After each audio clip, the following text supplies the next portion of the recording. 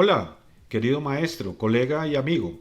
Hoy vamos a tratar sobre el tema de fundamentos de neuroaprendizaje aquí en tu canal, el taller del profe. Es muy importante que aprendamos estos aspectos del neuroaprendizaje porque esto nos va a permitir comprender cómo funciona nuestro cerebro y al aprender cómo funciona nuestro cerebro vas a poder aplicarlo en el diseño de tus procesos de enseñanza-aprendizaje. Eso también te permite comprender las características del material que tienes preparado o que vas a preparar para impartir para tu audiencia. Esta combinación de entender cómo funciona el cerebro y pulir o preparar nuestro material nos va a permitir que seamos mucho más efectivos y eficientes. ¿Qué es clave saber entonces? Vamos a ver qué es la neurociencia, vamos a revisar el concepto básico, vamos a ver cómo funciona el proceso de la memoria. Sin memoria no hay aprendizaje. Recuerda que en otros videos hemos visto que el proceso de construcción de conocimiento comienza con la memoria. Y para ello es importante entender cómo se fija más fácilmente el conocimiento en nuestra mente. Por último, veremos algún ejemplo de cómo aplicarlo en tus procesos de enseñanza-aprendizaje. Esperamos que sea muy útil. Comencemos entonces. ¿Qué es la neurociencia? La neurociencia en esencia es el estudio biológico del cerebro. Anteriormente hablábamos de muchas teorías que se basaban en observación. Ahora lo que podemos ver es a través de imágenes de escáneres de alta resolución e inclusive que son escáneres en video, ya no de imágenes estáticas, cómo áreas del cerebro son impactadas y cómo son activadas de acuerdo con el material que se le va presentando.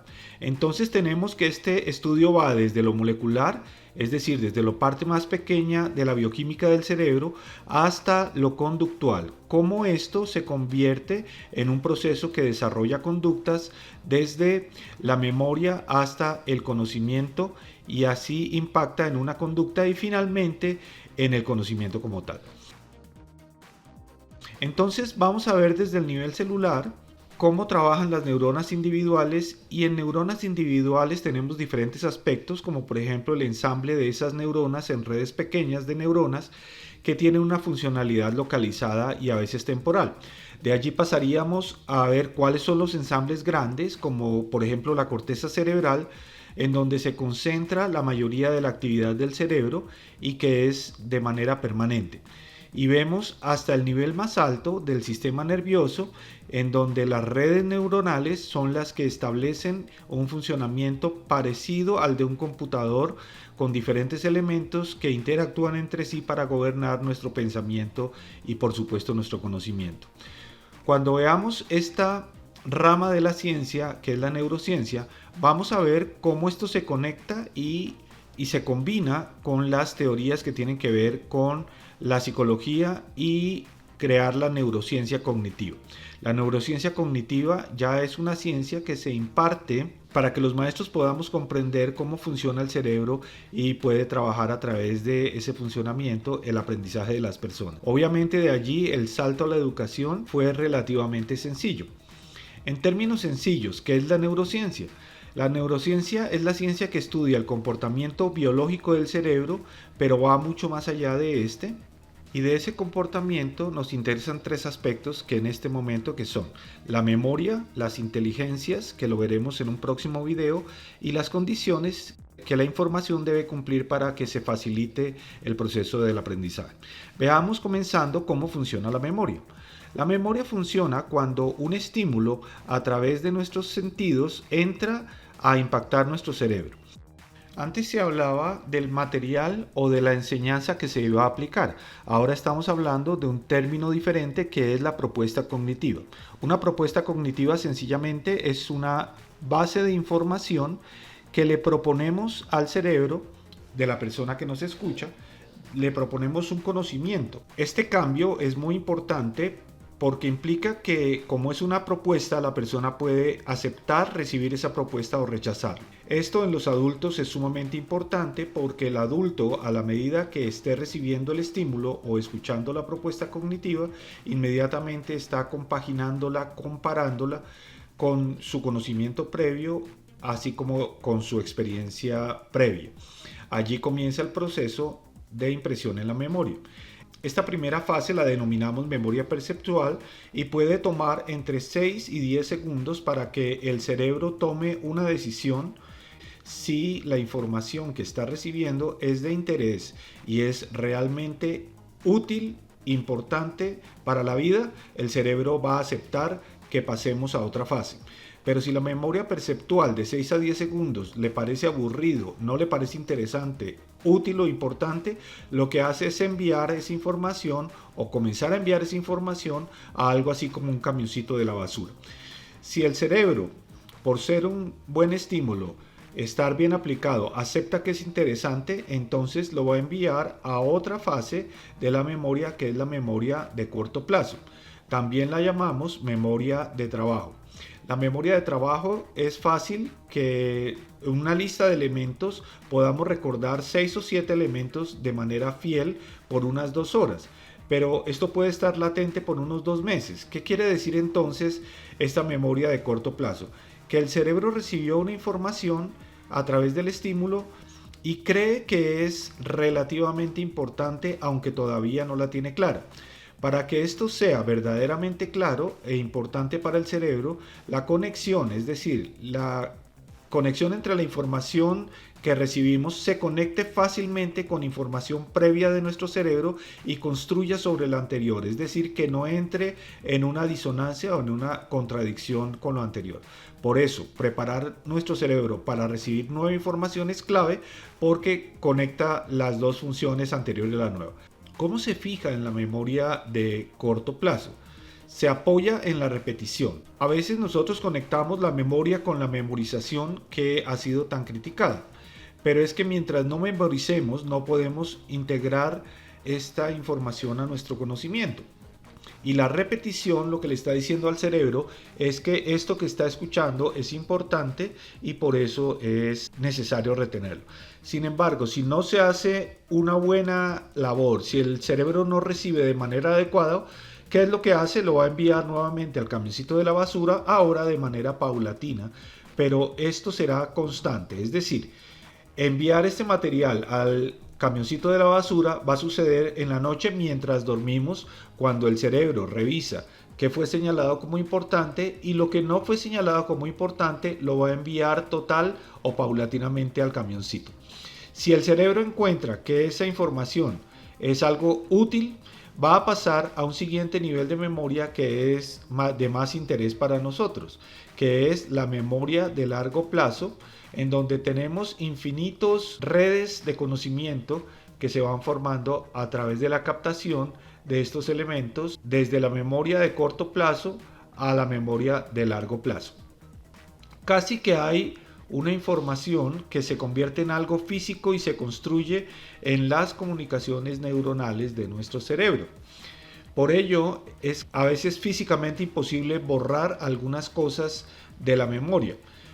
Esta cantidad de información estará latente sin límite de tiempo y es tan importante como tu nombre o algo parecido, estará allí hasta que mueras. Por ello es clave determinarle al cerebro cuál es la utilidad de esta información que está recibiendo. Cuando el cerebro comprende que es sumamente útil, inmediatamente abre un espacio y esto lo comprende el cerebro a través de los mensajes, de la repetición y del énfasis. Es decir, que cuando paramos, enfatizamos y le damos información clave al cerebro, el cerebro interpreta que es clave y por tanto no lo borra y lo va a pasar paulatinamente a la memoria de largo plazo. Otro elemento es que el cerebro pueda asociar lo que le estamos diciendo para que con el uso y la repetición de los elementos que sean útiles, si logro conectar con algo anterior y aunarlo con una memoria que ya está instalado en el largo plazo, puede el cerebro comprender que es de mucha importancia y asociarlo con diferentes elementos que puedan servir para que se construya mejor esa memoria. Esta que llega a la memoria final es lo que llamamos el acervo cognitivo, es el archivo general que vamos construyendo en el tiempo y es ese archivo que no se va a borrar de nuestra memoria hasta que nosotros o intencionalmente lo hagamos o dejemos que pase muchísimo tiempo. Un ejemplo de la memoria de largo plazo es tu nombre, el nombre de tus padres. Para que esa memoria desaparezca tendría que haber inclusive un daño físico del cerebro. ¿Cómo se fija más fácil al cerebro? Esto está relacionado con la calidad de la información que le vamos a llevar al cerebro. Por tanto, la información que le vamos a suministrar al cerebro debe ser impactante, es decir, debe entrar fácilmente y llamar la atención del cerebro. Debe estar paqueteada, no debería haber elementos sueltos. Mientras más condensada la información, más fácil se va a quedar. Debe ser significativa, es decir, debe conectarse fácilmente con conocimientos previos o con elementos que ya están en la memoria. Y finalmente, debe ser útil indudablemente para que el cerebro perciba que lo puede usar. Si miras las primeras letras de cada una de estas condiciones, verás que se forma la palabra ipsus. Para nosotros es más fácil que tú puedas recordar la información, que para que la información llegue más fácil al cerebro debe cumplir con el ipsus. ¿Cómo podemos aplicar esto en procesos de enseñanza-aprendizaje? Lo primero, aquí vas a encontrar una relación de cuánto recuerda la persona al tercer día después de recibir la información. Si solo escuchó una conferencia, se quedará al 5%. Si se le dio una conferencia y unos materiales y los leyó, tendrá un 10% de retención. Si utilizamos audiovisuales y recurrimos a apoyarlo con la lectura, recordaremos un 20%. Como te das cuenta, una conferencia incluyendo audiovisuales no tiene gran impacto para el cerebro, pero si lo unimos a una discusión de grupo, establecemos un ejercicio donde la gente intercambia, allí se va a aumentar la probabilidad a que se quede más del 50%. Si le damos un elemento de práctica, es decir, que en vida real pueda usar lo que se le dio, aumenta al 75%. Y si tuviéramos la oportunidad de que ellos enseñen a otros lo que acaban de aprender, podemos retener hasta un 90%. Tú como maestro sabes que memorizas y meditas sobre lo que estás haciendo y por eso mucho de la información que tú tienes se establece en tu acervo cognitivo hasta un 100%. Pero fíjate que con mucho conocimiento es difícil lograr que la audiencia fije de una manera tradicional más de un 20% de lo que le damos. Entonces, ¿qué es clave? Es clave darle variedad a nuestra presentación, poner a la gente a trabajar en equipo, utilizar más imágenes y menos textos y plantear esto que se está dando como un conocimiento o propuesta cognitiva, que se haga un ejercicio en algo que resulte efectivamente útil y claramente beneficioso para la persona que está escuchando. ¿Cómo se hace esto entonces? Hay que tener en cuenta que cada persona aprende de manera diferente. Adicionalmente hay que abrir con impacto tus clases, especialmente al principio hay que ganar esa atención importante para que capture la atención al principio de las clases. Hay que usar más recursos, más de videos, juegos, presentaciones directas, acertijos, mapas mentales, etcétera, y menos palabras. Es decir, mientras menos palabras usemos, va a ser más fácil que, sobre todo esta generación que está tan impactada por la parte visual, recuerde más fácilmente lo que se le está presentando. Hay que darle repetición a los conceptos clave, hay que hacer una especie de énfasis dentro de la misma presentación y hay que plantear para que la gente se ejercite en algo útil con lo que acaba de hacer. Eso se llama reforzar los ecos cognitivos. Muy bien, este ejercicio para comenzar. Toma una de tus presentaciones o de clases que ya tienes y reflexiona lo siguiente. ¿Es impactante? ¿Es concisa? Es decir, ahí está presentándose yendo al punto. ¿Es atractiva, visual, auditiva y de otras maneras? ¿Se conecta con otros temas que ya deberían estar en el cerebro de nuestros audientes? Y finalmente, ¿es realmente útil para la persona a quien se lo estoy presentando? Bien. Esta es la presentación de neuroaprendizaje desde el punto de vista del canal. Te recomendamos que revises otros videos en este canal que hemos dispuesto para ti. En total son 12 videos y que puedas nutrirte para poder mejorar tu quehacer diario como maestro. Sabemos que es muy importante que tú nos envíes tu retroalimentación. Te invitamos a que nos escribas, que nos cuentes cómo va tu aprendizaje. Y este es tu canal del taller del profe. No te pierdas las próximas. Hasta pronto.